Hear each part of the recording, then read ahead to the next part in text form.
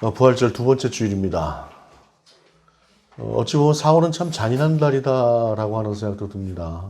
4.3 제주 4.3 사건이 있었고, 또 그리고 아까 주하나님께서 기도할 때도 기도했지만 4월 16일이 있었고, 그 상처가 아직도 아물지 않고 있는 그러한 시대를 살아갑니다.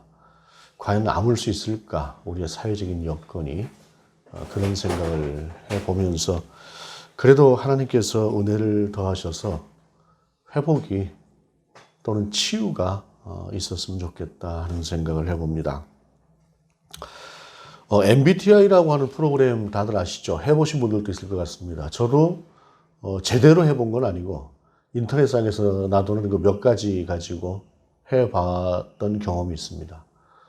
어떨 때 이렇게 나오고 또 어떨 때 이렇게도 나오고 그렇게 조금씩 다르게도 나오더라고요. 그래서 나만 그런가 했더니 그 MBTI 전문가 하는 얘기가 그게 다르답니다. 상황에 따라서. 그리고 세월이 지나가면서 다르대요. 물론 이제 기본적인 어떤 성향이나 이런 것들은 별로 변함이 없는데 조금씩 외적인 환경이나 시대적인 상황에 따라서 변한다고 해요.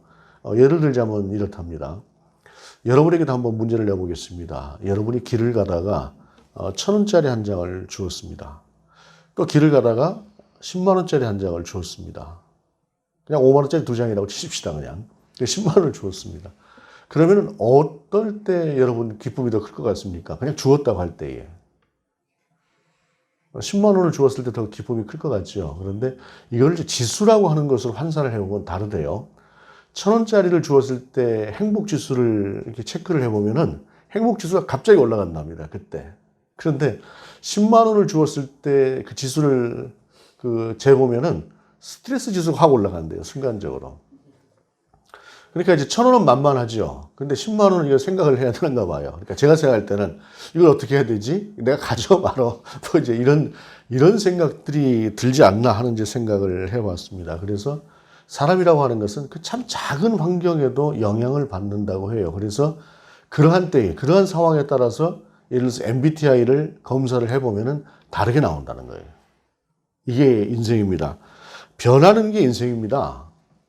변하는 게 인생이에요. 근데 이 변하는 것이 진보하면 좋은 것이고 변질되면 나쁜 것이죠. 어찌되었든 인생은 변합니다. 유일하신 하나님만이 변하지 않지요. 모든 상황과 여건은 변할지라도 그 모든 상황과 여건을 통해서 우리 인생을 이끌어 가시는 하나님은 결코 변함이 없으신 하나님이십니다. 하나님은 변화를 말씀하시되 진보하는 하나님의 백성으로서 그 방향과 삶의 자세가 어떤 것이어야 되는가라고 하는 것들을 또 오늘 본문의 말씀을 통해서 우리에게 주고 계십니다.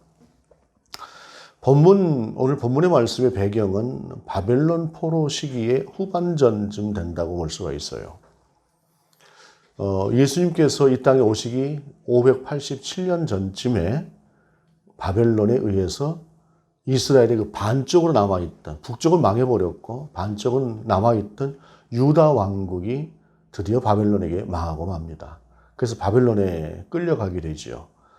바벨론에 끌려가기 전까지 이스라엘 사람들은 예루살렘 성이 가장 화려한 성이고 예루살렘 성이 가장 웅장한 성이고 예루살렘 성만이 가장 큰 성이다. 이렇게 생각을 하고 살았어요. 그런데 그들이 포로로 잡혀갔던 그 바벨론이라고 하는 곳을 가보았을 때에 성경은 언급이 없습니다만 바벨론 성은 수십 킬로, 60킬로가 넘는 그 길이에 성 높이도 높지만 그보다 더한 것은 성벽의 두께라고 하는 것이 어마어마해서 그 성벽 위로 사두마차가 양쪽으로 다닐 수 있을 만큼의 그러한 엄청난 그러한 성벽을 자랑했다고 이야기를 하고 있어요. 여러분, 그야말로 지금까지 우리가 알고 있었던, 지금까지 우리가 살았던 그 예루살렘 성이라고 하는 것은 이제 이 성에 비하면 정말로 작고 초라할 수밖에 없는 그런 성이다라고 하는 생각을 당연히 했을 것입니다. 이건 눈으로 보니까요. 눈으로 보았으니. 그런 그들에게 생각되는 것은 어떤 것들이었을까요? 이제는 모든 것이 끝났구나. 어찌 우리가 이 바벨론이라고 하는 나라에서 돌아갈 수 있는 길이 있겠는가? 어찌 우리가 힘으로 이 이스라엘이라고 하는 나라가 이 거대한 바벨론을 이길 수 있겠는가? 라고 하는 생각을 했을 것입니다. 바로 그러한 때에 사람은 현실을 보고 절망합니다. 사람은 현실을 보고 절망을 해요. 그런데 하나님은 그 가운데도 당신의 선하신 계획이 있으신 거예요.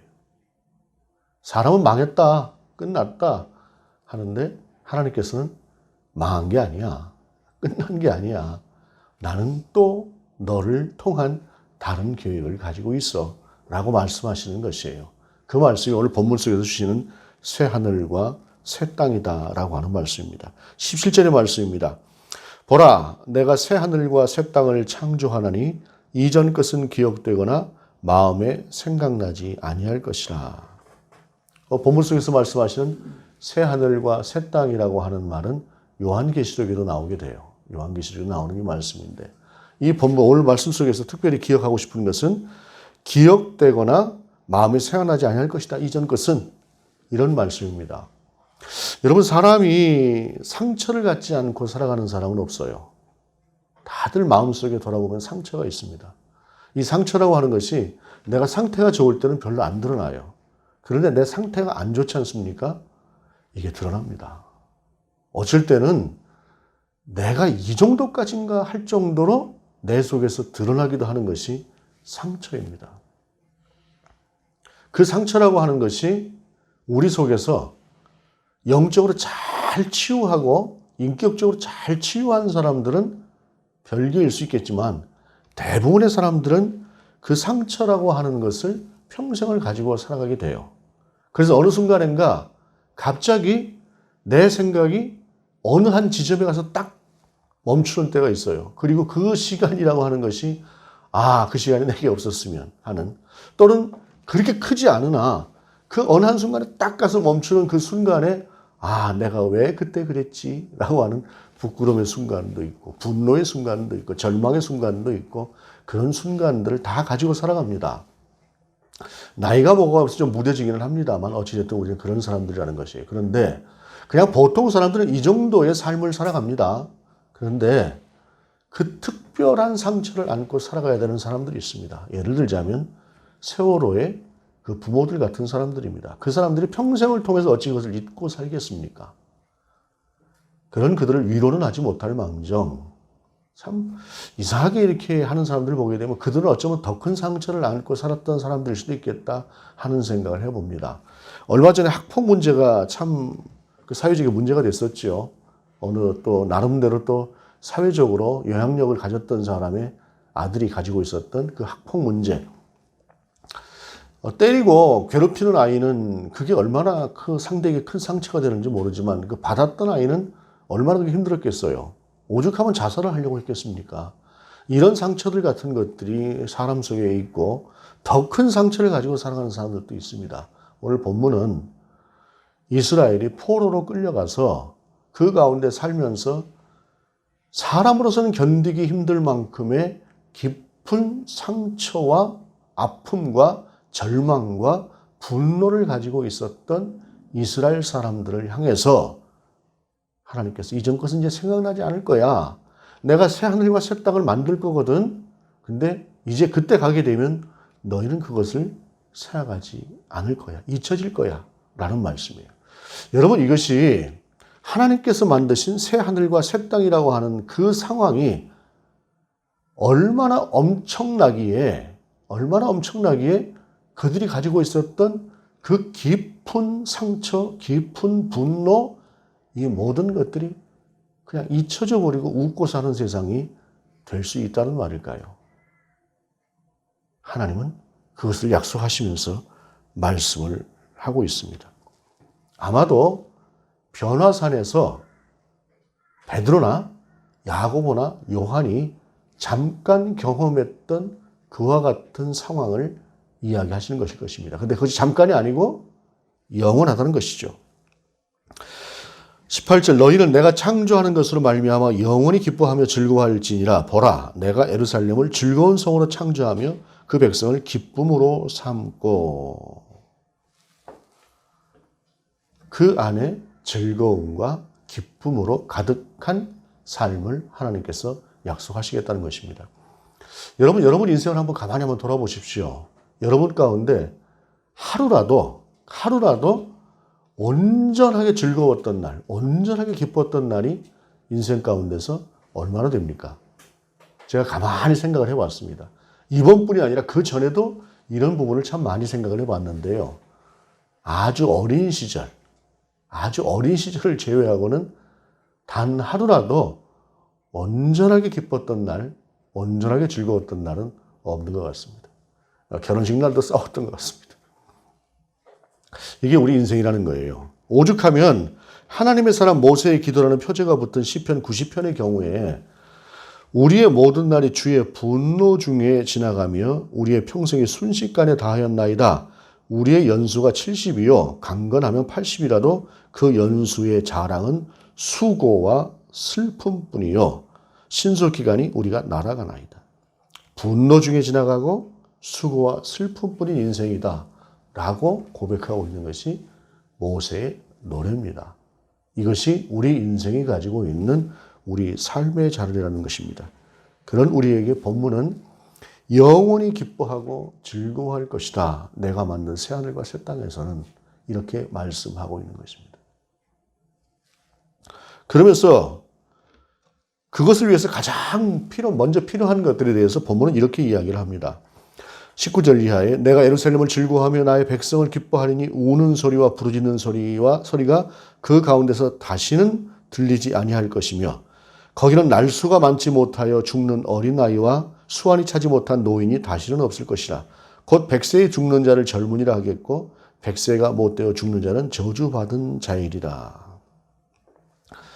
우리가 살아가는 지금의 세상은 사실상 죽음의 공포가 별로 없는 세상 같습니다. 누가 이런 말을 해요? 요즘은 애지간하면 아무리 곧 죽어가는 사람도 병원 가면 살려낸대요. 애지간하면 정말로 병이 오래돼서 예를 들어서 암이 아주 오래돼서 이제는 뭐 도저히 손 쓸 수가 없는 그런 상황이 아니면 어떠한 상황에도 노인들 그냥 거의 돌아가시는 것 같고 이제는 끝났구나 싶은 그 노인 모시고 병원에 가도 병원에서 다시 살려내는 세상이에요. 그러다 보니까 사람이 죽음이라고 하는 문제를 그렇게 크게 두려워하지 않는 것 같습니다만 그런데 이것은 보통 건강에 사는 사람들의 이야기고요. 그렇지가 않은 경우들을 우리는 자주 주변을 통해서 경험하게 됩니다. 어떤 목사님이 이런 간증을 하세요. 자신이 미국에서 유학을 할 때의 일인데 유학을 할 때에 한인교회 한 150명 정도 모이는 그런 한인교회를 섬기고 있는데 어느 날 요청이 왔대요. 12살 먹은 아이가 여자아이가 죽었는데 이 아이를 위해서 장례를 좀 치러줬으면 좋겠다. 그랬더니 왜 저한테 부탁을 하십니까? 했더니 한인사회 영어하고 한국어로 동시에 이걸 해줄 수 있는 분이 그렇게 많지가 않다. 그런데 그 아이가 한국인이다.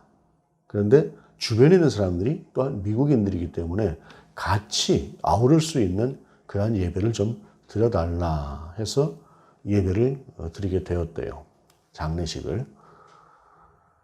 그러면서 예배를 드리는 그때 보니까 그 12살 먹은 아이의 아버지가 우리나라 건국 초기에 이승만 대통령의 가장 최측근으로 가장 큰 권력을 가지고 있었던 군대의 어떤 장군, 그 장군의 아들이었대요.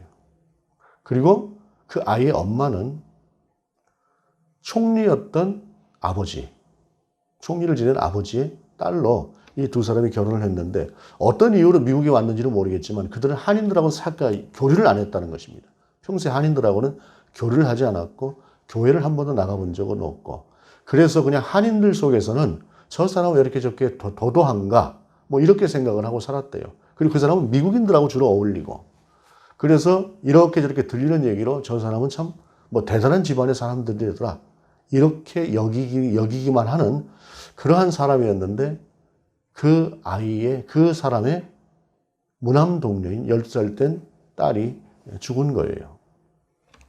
얼마나 힘들었겠습니까? 얼마나 힘들었겠어요.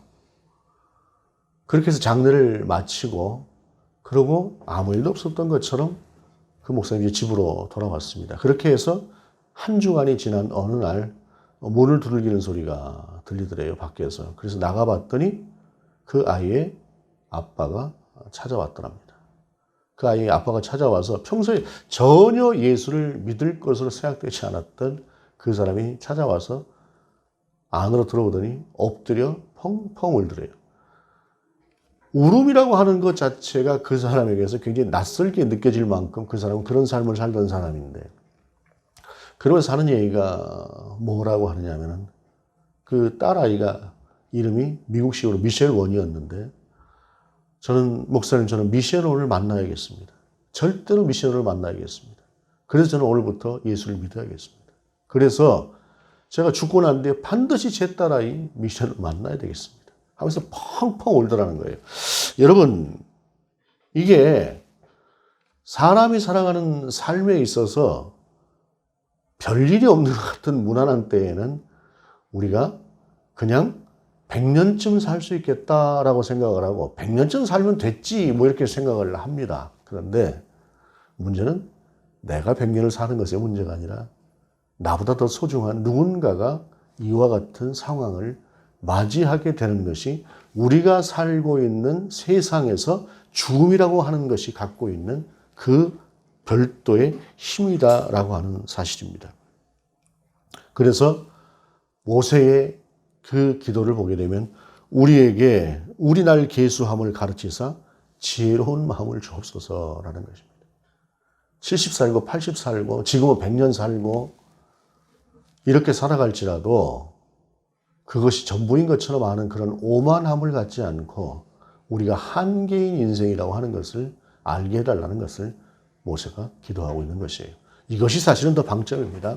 그런데 중요한 것은 바로 그런 죽음의 공포를 넘어서는 새 하늘과 새 땅을 우리 하나님께서 만드시겠다는 것입니다. 그리고 22절 이하에 보게 되면 그들이 건축한 데에 타인이 살지 아니할 것이며 그들이 심은 것을 타인이 먹지 아니하리니 이는 내 백성의 수완이 나무의 수완과 같겠고 내가 택한 자가 그 손으로 일한 것을 길이 누릴 것이며. 여러분, 우리가 노력을 많이 강조합니다. 노력해야 된다고 이야기를 합니다. 실제로 노력하고 살아야 됩니다. 부지런히 살기도 해야 되죠. 그런데 세상이라고 하는 것이 노력한 대로 다 되는 세상인가? 라고 하는 것은 아닙니다. 우선 내가 미련해서 노력을 엉뚱한 대로 하는 경우가 있어요. 이쪽으로 한참 노력을 해야 되는데 엉뚱하게 이쪽으로 내가 노력을 하는 겁니다. 그러니 될 일이 있나요? 이게 한계죠. 그런데 그것이 아니라 바르게 가더라도 그 노력만으로 한계를 맞이하는 경우들이 많습니다.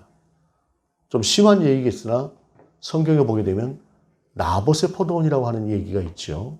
나봇의 포도원이라고 하는 것은 무엇이냐면 이스라엘 왕 중에 가장 악한 왕이 아합이었습니다. 이 아합이 어느 날 자기 사마리아 궁전 옆에 있는 나봇이라고 하는 사람이 가지고 있는 포도원을 보니까 이 포도원이 정말로 좋아 보였습니다. 그래서 나봇을 불렀습니다. 야, 내가 다른 땅, 좋은 땅을 너한테 줄 테니까 그 땅 나하고 바꾸자. 그랬더니 나봇이 뭐라고 얘기를 했냐면은 이 땅은 조상 대대로부터 물려받은 우리의 기업입니다. 그렇기 때문에 바꿀 수 없습니다. 아합이 왕이지만 이거 마음대로 할 수가 없다 보니까 혼자서 근심을 하고 있었어요. 그런데 아합보다 더 악한 왕비가 이세벨인데 이세벨이 와서 이렇게 이야기를 합니다. 뭔 고민 있으세요?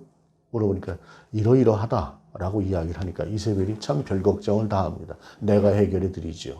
하더니 나봇의 포도원 주위에 있는 장로들과 고관들에게 편지를 나눴습니다. 어느 날 금식을 선포하고 나봇을 불러라. 그리고 나봇을 가장 높은 자리로 모셔라. 그리고 불량한 놈들 한 2-5명을 불러서 나봇이 하나님을 저주하고 왕을 저주했다고 거짓 증거를 하게 해라. 그러고 나서 그 증인을 삼아서 나봇을 율법대로 돌로 쳐 죽여라. 이렇게 이세벨이 장로와 고관들에게 편지를 씁니다. 그들이 그대로 합니다. 그리고 나서 이세벨이 해결됐습니다. 왕은 그냥 포도원 가지세요 하고 넘겨줍니다.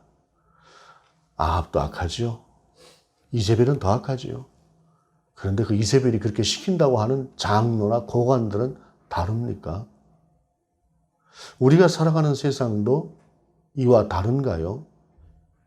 가진 자들은 더 가지려고 하고 빼앗으려고 하고 절대로 자기 것을 놓지 않으려고 하고 그러다 보니 가진 자와 못 가진 자의 차이라고 하는 것이 점점 더 벌어지는 그런 세상을 사는 것이죠.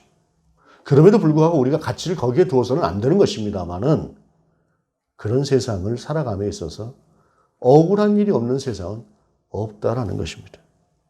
너무도 당연한 내가 수고한 만큼의 수고한 대가를 받는다고 하는 것이 이 땅에 그대로 이루어지지 않는 공식이 바로 세상이기도 하다는 것입니다. 그런데 그것을 내가 해결해 주겠다는 것입니다.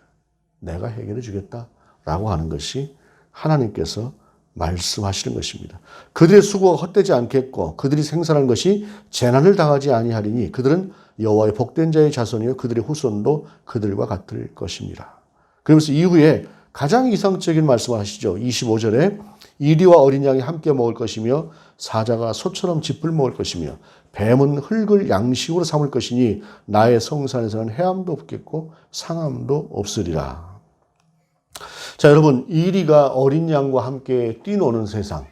이리는 양을 잡아먹어야 되는데 함께 어울리는 세상이에요. 사자가 소처럼 풀을 먹어요. 사자는 소를 먹어야지 어떻게 풀을 먹습니까? 뱀은 가장 끔찍한 동물로 알려져 있죠. 그런데 그 뱀이 그냥 흙을 먹을 것이다 라는 것입니다. 그 산에서 해함도 없고 상함도 없을 것이다 라고 하는 이런 세상입니다. 자, 그러면은 오늘 본문 속에서 나오는 이런 세상이라고 하는 것이 이 땅에서 이루어지는 세상입니까? 이루어지지 않는 세상입니까? 이 땅에서 이루어질 수 없는 세상입니다. 부분적으로 가능하겠으나 이 땅에서 이루어질 수 없는 세상입니다. 왜입니까? 여러분 가만히 생각을 해보십시다. 우선 공정하고 공평한 세상을 만들기 위해서는 공정하지 않게 공평하지 않게 자기 힘을 가지고 자기의 세상으로만 만들어가는 사람들이 세상에 얼마나 많습니까? 그들 며칠 치워야 이런 세상이 가능할까요? 누구를 솎아내야 이런 세상이 가능할까요? 제가 가끔 봅니다. 한때 정말로 아름다웠던 모습을 가졌던 청년의 때에 그런 사람들, 세상을 향해서 아름다운 마음을 가지고 그렇게 살았던 사람들, 제 지인일 수도 있고 아니면 들어서 아는 사람일 수도 있는 그런 사람들이 40대가 되고 50대가 되고 60대가 되면서 변질되어져 가는 모습들을 봅니다. 진보하고 변화되는 모습이 아니라 변질되어 가는 모습들을 봐요. 어떻게 저 사람들 속에 저런 악한 게 있었나? 여러분, 우리가 작은 이익에는 흔들리지 않을 수 있습니다. 근데 정말로 큰 이익을 우리에게 준다고 한다면 누가 흔들리지 않을 수 있을까요? 우리는 다 그런 존재들입니다. 그래서 흔들리는 것이 정당성이 있다는 말을 드리는 것이 아닙니다. 변질되는 것에 대한 정당성을 부여하자는 이야기가 아니라 그거는 그것들대로 우리가 분명히 잘못된 것이라고 정리해야 되지만 그럼에도 불구하고 우리가 연약한 존재라고 하는 사실을 우리가 또한 고백할 수밖에 없는 존재들이다라고 하는 사실입니다. 그렇게 이것은 그냥 이루어질 수 있는 것이 아니라 하나님의 특별한 은혜 가운데서 이루어질 수 있는 것인데 그것이 바로 무엇이냐? 우리 구주 예수 그리스도의 십자가의 죽으심과 부활을 통해서 이 땅에서는 온전치 않은 세상, 그러나 하나님은 이런 세상을 만들고 싶어 하셔. 근데 세상이 그렇지가 않잖아. 그런 세상 만들자고 그렇다고 내가 저 악한 사람들을 얼마를 내가 쳐 죽여야 돼? 이러시는 마음으로 우리를 향하시는 그 하나님의 마음 앞에서 이 땅에서도 우리가 살아가는 날 동안 하나님이 이렇게 약속하시는 것들을 우리 가운데서 이루어 주실 것을 기대하고 살아갑니다 하는 그런 기대를 갖겠으나 그러나 그보다 더 큰 온전한 기대는 오늘의 말씀을 통해서 예수 그리스도를 통해서 놓아주신 새로운 길, 새로운 생명의 길, 그 길을 주신 바로 그 새 하늘과 새 땅을 바라보는 믿음으로 살라고 하는 것이 오늘 하나님께서 우리 가운데 주시는 말씀이다라는 것입니다.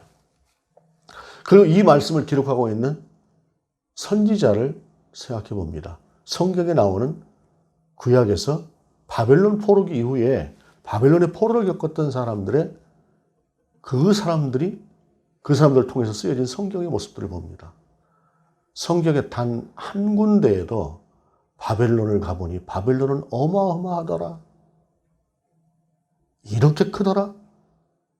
여기에 대한 묘사가 단 하나도 없습니다. 왜일까요? 그들이 아무리 커도 그것은 하나님 밖에 있는 것들일 뿐입니다. 우리가 아무리 약해도 우리 하나님은 천지와 만물을 창조하신 하나님이라고 하는 사실, 그 사실을 그들 가운데 그들은 품고 살았기에 단 한 줄도 그 어마어마한 바벨론에 대해서 기록하고 있는 구절이 없다는 것입니다. 그리고 오히려 그 속에서 그것보다 더 큰 하나님을 만나고 결코 그것과는 비교할 수 없는 그 하나님이 세우실 새 하늘과 새 땅을 그들은 바라보았다고 하는 사실입니다. 이것이 믿음이고 이것이 그리스도인이 갖는 진정한 힘입니다. 눈앞의 것들이 무시되는 것이 그런 삶이라고 하는 것을 말하는 것이 아닙니다. 눈앞에 거대한 적이 있고 거대한 힘이 있는데 그것을 무시한다면 그건 천둥벌거숭이지요. 그 힘 앞에서 내가 아무리 무력할지라도 그러나 그것을 넘어서는 하나님이 나를 통해서 준비하고 계획한 것이 있다고 하는 사실. 내가 비록 아무리 지금 절망적인 상황에 놓여져 있다고 할지라도 그 하나님이 나의 하나님이라고 하는 사실, 그 사실을 그들은 알았기에 현실이 아닌 미래의 것을 우리 가운데 전해지고 있다고 하는 사실입니다. 오늘 본문을 통해서 저와 여러분은 그렇게 말씀하시는 하나님을 만날 수 있기를 바랍니다. 그리고 그 하나님과 함께 더불어 살아내는 진정한 새 하늘과 새 땅이 우리의 것이 될 수 있는 그런 삶을 살아내는 우리가 될 수 있기를 원합니다. 기도하시겠습니다. 주님, 천지와 만물을 창조하시고 그 모든 것들을 하나님의 그 기쁘신 섭리로 인도해 가실 때 때로는 절망하고 때로는 실망할 수 있으나 그러나 그것을 넘어서 준비하시는 하나님의 그 귀한 섭리를 우리가 알게 하시고 또한 그 끝이 오늘 본문을 통해서 주신 그리고 예수 그리스도를 통해서 주신 온전한 나라라고 하는 사실을 알고 바라보며 그 나라의 가치대로 그 나라를 바라보며 살아가는 우리가 될 수 있도록 인도하여 주옵소서. 주 예수 그리스도의 이름으로 기도드립니다. 아멘.